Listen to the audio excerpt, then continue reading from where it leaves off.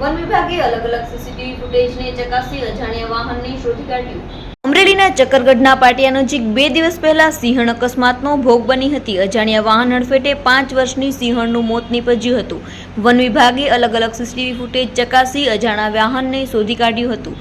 સિંહણને કચડી નાસી જનાર ટ્રક ડ્રાઈવર અટકાયત કરવામાં આવી હતી।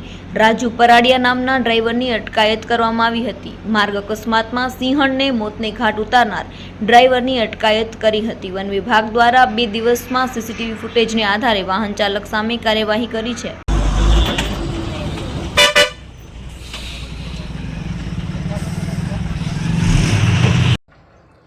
મદદનીશ વન સંરક્ષક અમરેલી તારીખ 24 એપ્રિલના રોજ અમરેલીથી સાવરકુંડલા જતા રોડ ઉપર એક અજાણ્યા વાહન દ્વારા માદાસિંહનું મૃત્યુ થયેલ, જે બાબતે લીલિયા વન્યજીવના રેન્જના સ્ટાફ તાત્કાલિક સ્થળ ઉપર પહોંચી ગયેલ અને તપાસ શરૂ કરેલ, જેમાં આ સવારના સમયગાળાના અરસામાં આ વિસ્તારમાંથી પસાર થયેલા વિવિધ વાહનોનું સીસીટીવી ફૂટેજ મેળવેલ, જેનામાં પોલીસ વિભાગની નેત્રમ શાખાનો પણ ખૂબ સહયોગ મળેલ।